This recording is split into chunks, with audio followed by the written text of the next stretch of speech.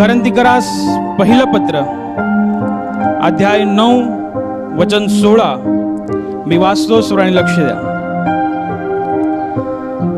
जरी मी सुवार्ता सांगतो तरी मला प्रतिष्ठा मिरवण्याचे कारण नाही, कारण मला ती सांगणे भाग आहे. कारण मी सुवार्ता सांगितली नाही तर माझी केवढी दुर्दशा होणार. Hallelujah, hallelujah, hallelujah. प्रेषित पौल करंथ येथील मंडळीला लिहिलेल्या पत्रामध्ये सांगत आहे की सुवार्ता सांगणं हे प्रतिष्ठा मिरवण्याचे कारण नाही. सुवार्ता सांगणं हे मला भाग आहे.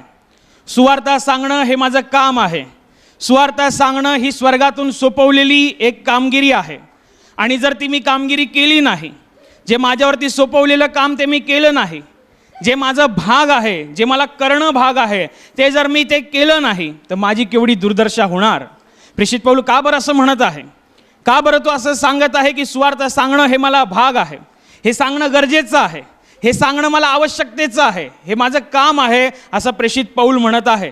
आणि जर ते मी करत नसेल तर ती माझी केवढी दुर्दशा होणार. सुवार्ता, प्रामुख्याने सुवार्ता काय हे तुम्ही समजून घ्या. सुवार्ता काय आहे? सुवार्ता म्हणजे चांगली बातमी. ही चांगली बातमी कोणा माणसाकडून, कुठल्या तरी एखाद्या जगिक गोष्टीकडून नव्हे, तर ही स्वर्गीय बातमी आहे. परमेश्वरापासून मनुष्य जातीसाठी जी चांगली बातमी आहे त्याला सुवार्ता म्हटलं गेलेलं आहे. बायबल त्या गोष्टीला सुवार्ता सांगतंय. जग त्याच्या दृष्टीने काही ना काहीतरी आनंदाची बातमी, खुश खबर, चांगली वार्ता, चांगल्या बातम्या, ब्रेकिंग न्यूज, हे ते बरंच काही सांगत असतं. परंतु बायबल, परमेश्वराचं जे लिखित शब्द आहे, हे सुवार्ता जगिक गोष्टीला नाही म्हणत. सुवार्ता बायबल चांगली बातमी त्या गोष्टीला म्हणत आहे की स्वर्ग राज्यातून परमप्रधान परमेश्वराकडून त्याने निर्माण केलेल्या माणसांसाठी जी काही चांगली बातमी आहे, त्या चांगल्या बातमीला बायबल सुवार्ता म्हणत आहे. आणि त्या सुवार्ता प्रसाराचं काम करणं हे माझं काम आहे, हे मला भाग आहे, असं प्रेषित पौल म्हणतोय. स्वर्गापासून मनुष्य जातीसाठी कोणती बातमी चांगली आहे? स्वर्गापासून मनुष्य जातीला कोणती बातमी, जी सुवार्ता जगाला प्राप्त झाली, ती काय आहे? सुंदर शब्दात लिहिलेलं आहे योहानाचं शुभवर्तमान अध्याय 3 वचन 16. देवाने जगावर एवढं प्रेम केलं की त्याने आपला एकुलता एक पुत्र दिला, अशासाठी की जो कोणी त्याच्यावर विश्वास ठेवतो त्याचा नाश होऊ नये, तर त्याला सार्वकालिक जीवन प्राप्त व्हावे. ही बातमी चांगली बातमी आहे. ही देवाकडून आलेली बातमी आहे. ही स्वर्गातून आलेली बातमी आहे. ही कोणाच्या कल्पनेतून आलेली, कोणाच्या स्वप्नातून आलेली बातमी नव्हे. खुद्द आपला निर्माणकर्ता परमेश्वर, ज्याने आपल्याला घडवलेलं आहे, ज्याने आपल्याला रचलेलं आहे, जो आपल्या शरीरातल्या पेशी जाणतो, आपल्या हृदयामध्ये असलेल्या प्रत्येक भावना, आपल्या हृदयामध्ये चालू असलेल्या प्रत्येक विचाराशी जो परिचित आहे, असा तो परमप्रधान परमेश्वर, त्याच्याकडून ही बातमी आहे की त्याने त्याचा एकुलता एक पुत्र आपल्याला दिलेला आहे, अशासाठी की आपण त्याच्यावर विश्वास ठेवून स्वर्गाच्या गोष्टींसाठी पात्र ठरावे, अनंत काळासाठी पात्र ठरावे. आणि बायबल म्हणत आहे, प्रेषित पौल म्हणतोय, हे सांगणं माझं काम आहे, हे सांगणं मला भाग आहे. प्रेषित पौल कोण होता? येशू ख्रिस्ताचा झंझावाती कार्य करणारा शिष्य होता, ज्याने वादळाच्या वेगाने या जगामध्ये परमेश्वराचं काम केलं, येशूचं काम केलं, येशूची सेवा केली, आत्मे गोळा केले, परमेश्वराच्या राज्यामध्ये त्यांना पात्र, येशू रक्ताने पात्र असे केले, असा हा प्रेषित पौल होता. प्रेषित पौल म्हणतोय सुवार्ता सांगणं मला भाग आहे. सुवार्ता तर मी तुम्हाला सांगितली. सुवार्ता काय आहे? देवाने जगावर प्रेम केलेलं आहे. एवढं प्रेम की आपण काही चांगलं आहे म्हणून देवाने या पृथ्वीवरती येशूला पाठवलेलं नव्हतं. येशूला स्वर्गामध्ये कंटाळा आलेला आहे म्हणून स्वर्गातील पिता त्याला म्हणाला नाही की जा, जगामध्ये किती चांगली माणसं राहतात, त्यांच्यामध्ये जाऊन फेरफटका मारून ये. त्याच्यासाठी नाही पाठवलेलं. परमेश्वराने येशूला त्यासाठी नाही पाठवलेलं की जगामध्ये किती नीतिमान माणसं आहेत, जगामध्ये किती पवित्र माणसं आहेत, ती बघून ये म्हणून पाठवलेलं नाही. तर देवाचं प्रेम एवढं अफाट आहे, देवाचं प्रेम एवढं पवित्र आहे की बायबल म्हणतं आपण पापी असतानाही आपल्या पापांच्या क्षमेसाठी देवाने त्याचा पुत्र पाठवला आणि त्याच्या क्रुसावरती बलिदान घडून आणलं. बायबल म्हणतं ख्रिस्त सुवेळी अभक्तांसाठी मरण पावला. तो जर वेळेवर मेला नसता, त्याने जर वेळेवर मरण पत्करलं नसतं, तर आपल्याला पापांची क्षमा नव्हती. आपण जे आज त्याच्या नावाने आजारमुक्ती मिळवत आहोत, आपण जे आज त्याच्या नावाने शांतीला अनुभवत आहोत, ते आपण अनुभवलंच नसतं. ते आपल्याला कधी अनुभवायला मिळालंच नसतं, पण ते आज अनुभवतोय. कारण देवाने एवढं प्रेम केलंय की त्याने त्याचा एकुलता एक पुत्र या भूमीवरती पाठवला. त्या क्रुसावरनं गळणारी रक्ताची धार आपल्यासाठी स्वर्गाचा मार्ग तयार करते. प्रभू येशू ख्रिस्ताने ज्या जखमा सहन केल्या त्या ह्या गोष्टीचा पुरावा आहेत की तुम्ही तुमच्या श्रापातून मुक्त झालेले आहात. ते ह्या गोष्टीचा पुरावा आहे की तुम्ही तुमच्या आजारातून मुक्त झालेले आहात. कारण पवित्र शास्त्रामध्ये वचन म्हणतात, त्याला बसलेल्या माराने तुम्ही निरोगी झालेले आहात.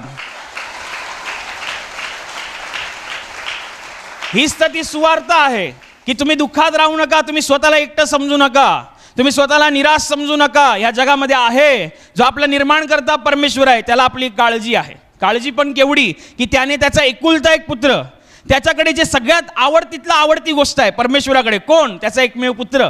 आणि बायबल म्हणतात तो त्याचा एकमेव पुत्र राखून न ठेवता, स्वतःकडे त्यांनी राखून न ठेवता तुमच्या आणि माझ्यासाठी या पृथ्वीवरती पाठवले. ही साधारण गोष्ट नाही आहे.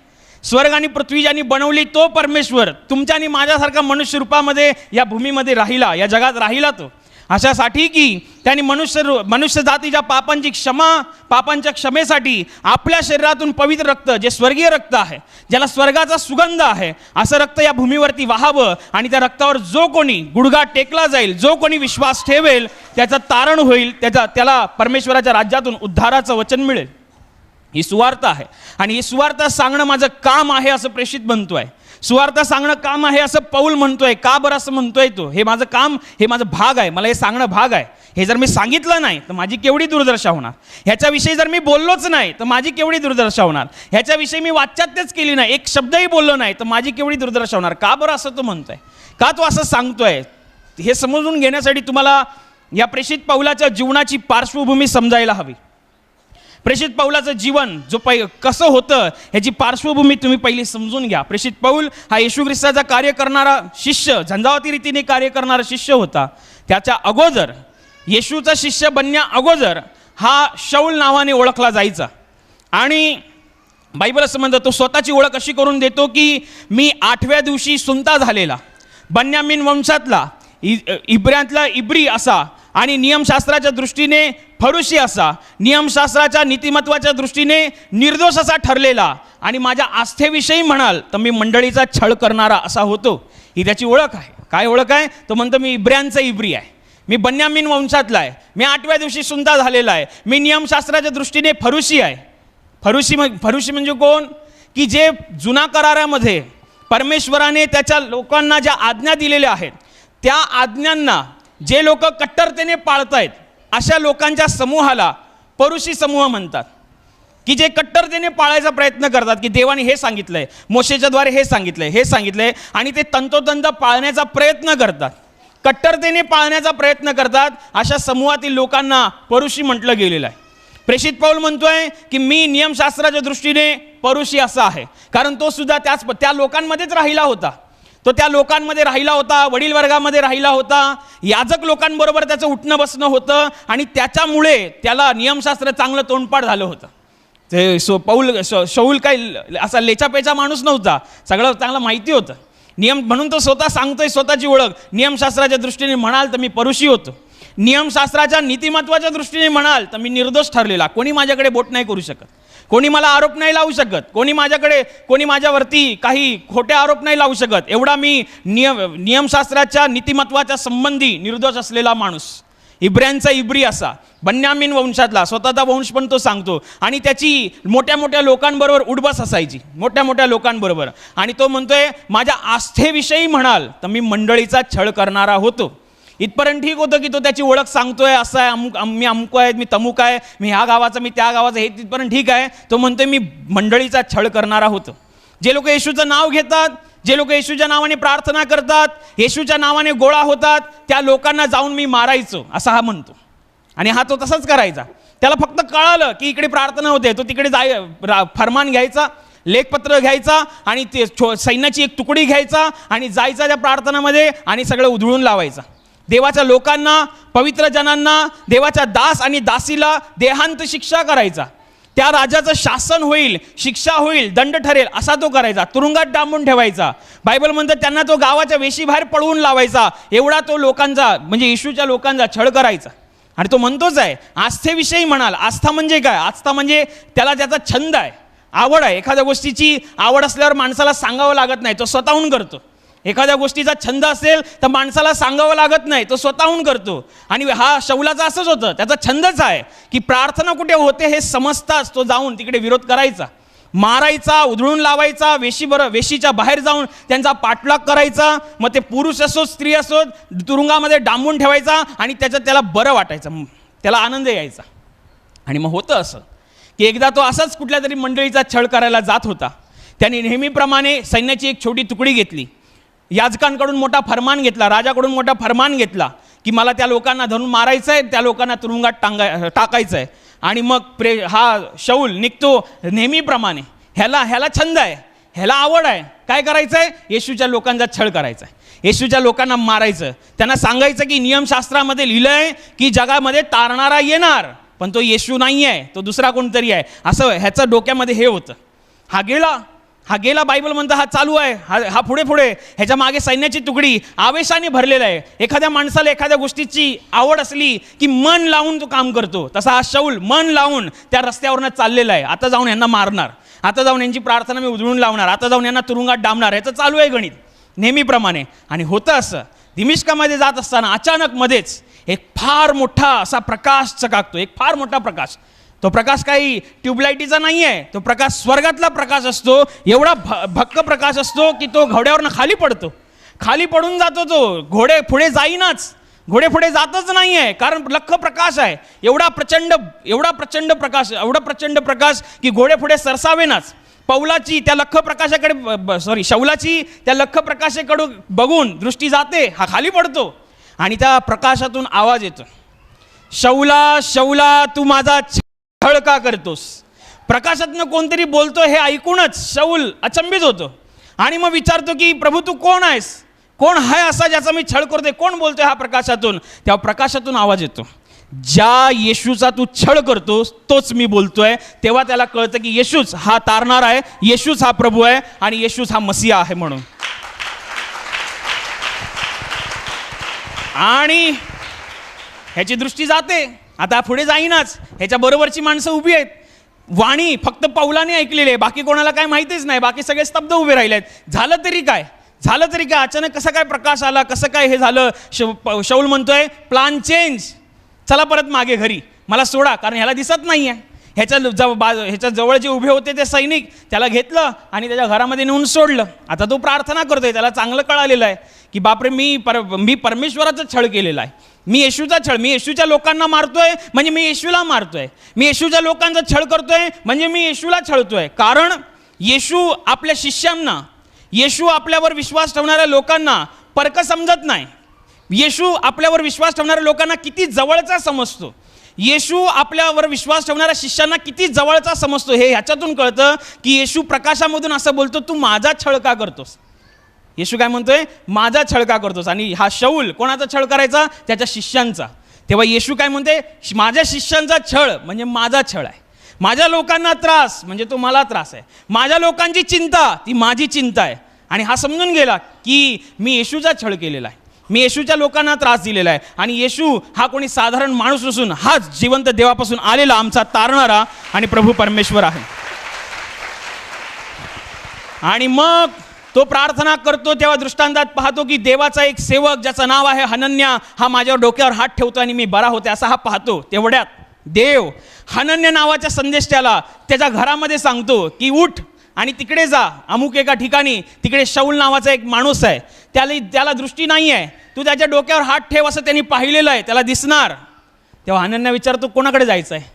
तेव्हा परमेश्वर सांगतो शौलाकडे जायचं आहे. हनन्या समजून जातो, अरे हा तोच शौल आहे जो येशूच्या लोकांचा छळ करायचा, हा तोच शौल आहे जो येशूच्या लोकांना मारायचा. आणि त्याची दृष्टी गेली आहे.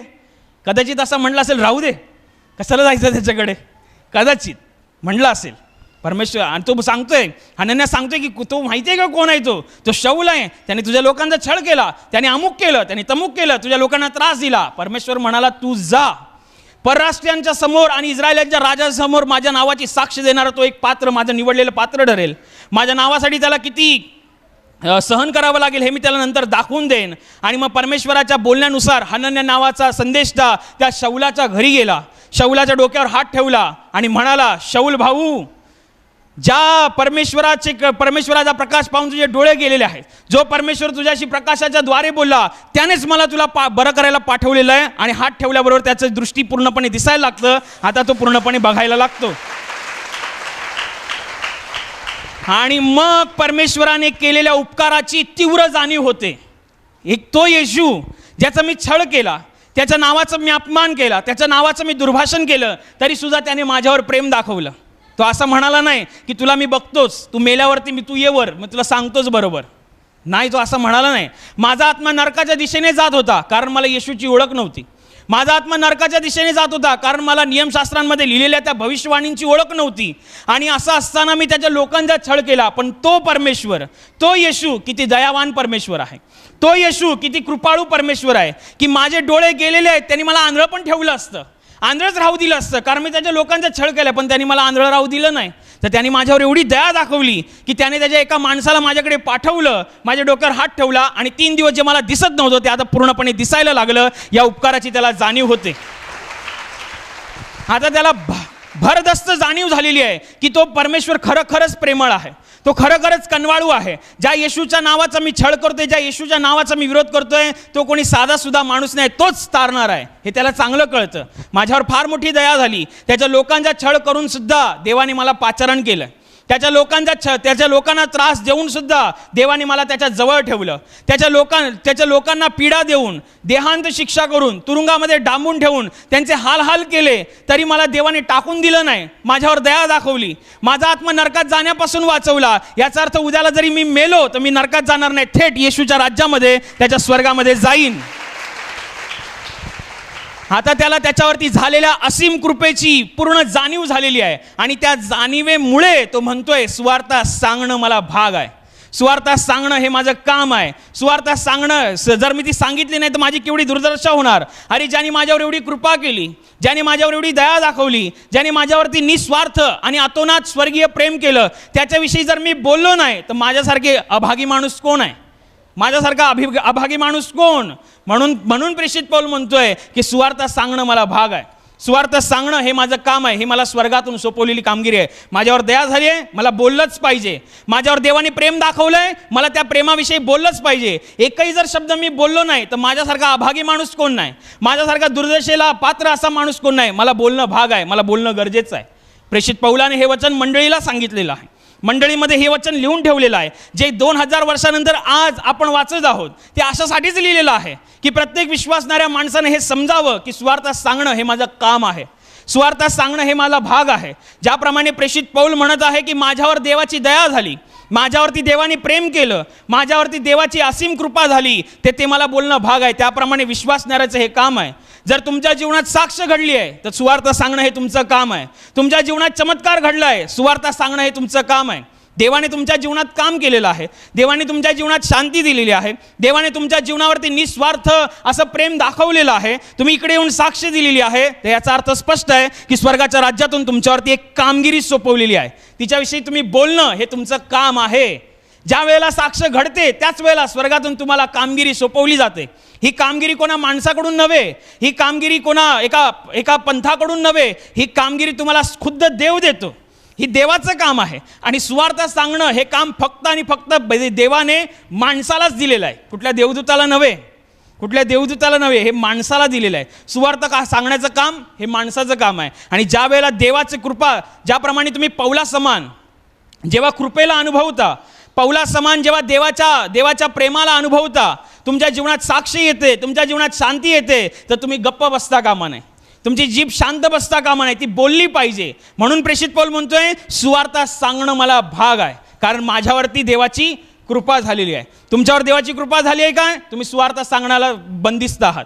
तुमच्यावरती तुमच्या जीवनात साक्ष घडली आहे काय, सुवार्ता सांगायला तुम्ही बंदिस्त आहात. हे सुवार्ता सांगणं फार मोठं काम आहे.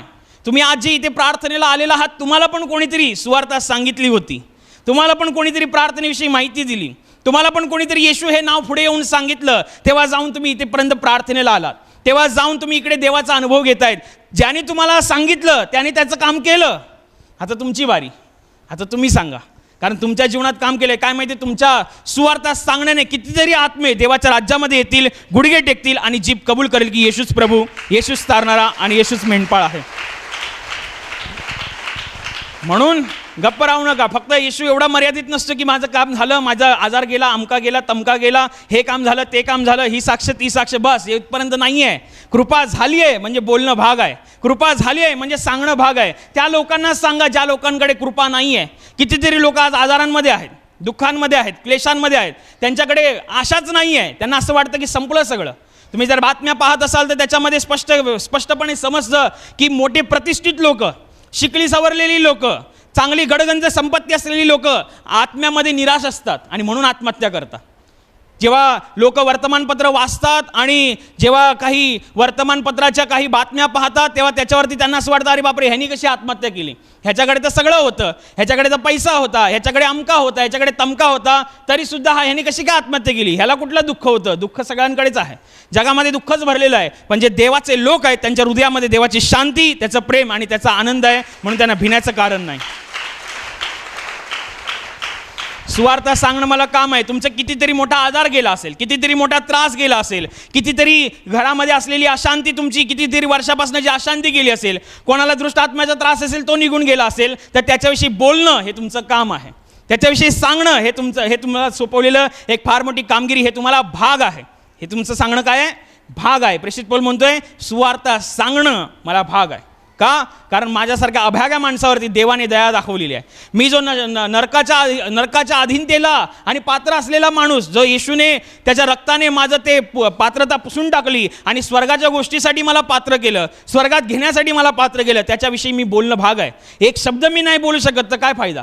त्याने जे माझ्यावरती प्रेम दाखवलं त्याच्याविषयी जर मी एकही शब्द बोलू शकत नाही तर काय फायदा? त्याचं काम सांगणं, त्याचं काम करणं मला भाग आहे. सुवार्ता सांगणं मला भाग आहे.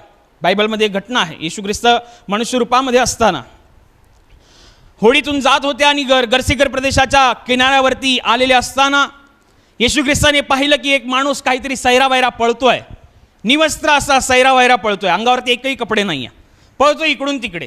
बायबल त्याच्याविषयी अशी साक्ष देतं की हा माणूस दृष्ट आत्मा लागलेला माणूस आहे. एवढा दृष्ट आत्म्याची भयानक ताकद त्याच्यामध्ये आहे की तो समाजात राहण्याच्या पात्रतेचा नाही आहे. तो लोकांमध्ये राहू नाही शकत, कारण त्याच्या मेंदूवरती, त्याच्या बुद्धिमत्तेवरती, त्याच्या समजूतदारपणावरती त्याचं नियंत्रण नाही आहे. कारण बायबल असं म्हणतं की तो लोकांना मारायचा, लोकांसाठी तो अपायकारक होता, घरातल्या लोकांसाठी तो अपायकारक होता. म्हणूनच त्या लोकांनी ह्या माणसाला कुठेतरी दूर जंगलामध्ये नेऊन साखळदंडाने बांधून ठेवलं होतं. कारण हा माणसांना मारतो, ह्याचा समाजाला खूप मोठा अपाय ठरेल, म्हणून लोकांनी घाबरून त्याला कुठेतरी लांब कबरेमध्ये ठेवलं. ती कबर ज्याच्यामध्ये प्रेत असतं, आणि त्या कबरेमध्ये ठेवलं. आणि बायबल असं म्हणतं की त्याने तो साखळदंड तोडून काढला. ती रस्सी नव्हती, ती नायलॉनची रस्सी किंवा ती सुतळ नव्हती, कात्या रस्सी नव्हती, लोखंडी साखळदंड होता, तो त्याने तोडून काढला. म्हणजे विचार करा किती मोठं ते सैतानी बळ त्याच्या आतमध्ये त्याला पीडादायक होतं. बायबल असं म्हणतं की तो दगडाने आपलं अंग ठेचून काढायचा, तो स्वतःला घायाळ करून घ्यायचा, स्वतःचे हाल. त्याला समजायचंच नाही की मी मला मारून घेतोय, त्याला समजायचंच नाही की मी मला जखमा करून घेतोय. आणि मग कुठेतरी राना वनात आरडाओरडा करत रात्री अपरात्री बेरात्री असा कुठेतरी फिरत असायचा. लोकांमध्ये त्याची दहशत होती. कदाचित त्यावेळेला असं असेल की लोक त्याला लांबून येताना बघून आपला रस्ता पण बदलत असतील, कारण तो एवढा लोकांना विघातक असा होता. तो समाजात राहण्याच्या किंवा लोकांमध्ये राहण्याच्या तो पात्रतेचाच नव्हता, त्याला असंच ठेवलं होतं. असा माणूस येशू ख्रिस्ताच्या समोरून कुठेतरी धावत असताना येशूची नजर त्याच्याकडे गेली आणि तो माणूस येशूच्या समोर आला आणि म्हणतो की परत देवाच्या पुत्रा तू मध्ये का पडतोस? त्यांना असं वाटलं की येशू आम्हाला काहीतरी अधोलोकात जाण्याची आज्ञा करेल. त्याच्या अगोदर त्यांनी सांगितलं की आम्हाला बाजूला शेजारी रानामध्ये डुकरांचा कळप चरत आहे, त्या कळपामध्ये आम्हाला जाण्याची आज्ञा कर. तेव्हा येशू त्यांना जाण्याची आज्ञा देतो. तेव्हा त्या माणसामधले सगळे अशुद्ध आत्मे निघून त्या डुकरांमध्ये शिरतात. डुकरं सैराभैरा पळत राहतात, इकडे तिकडे सैराभैरा पळतात. आणि बायबलमध्ये लिहिलेलं आहे की डोंगराच्या उंच कड्यावरून खाली उडी मारून ते त्या पाण्यामध्ये गुदमरून मरून जातात. आणि हा जो दुष्ट आत्म्याने पीडित होता माणूस, तो येशूच्या सामर्थ्याने, त्याच्या शब्दाने त्याच वेळेला पूर्णपणे बरा होतो. तो लोकांमध्ये राहण्याच्या पात्रतेचा होतो. आता तो बरा झालेला आहे. कोणीतरी त्याच्या अंगावरती कपडे पण टाकलेले आहेत, कारण बायबलमध्ये डुकरांचे मालक जेव्हा आले तेव्हा त्याने त्या माणसाला येशूच्या बाजूला बसलेला पाहिला, जो माणूस आपल्या अंगावर एकही कपडे ठेवत नव्हता.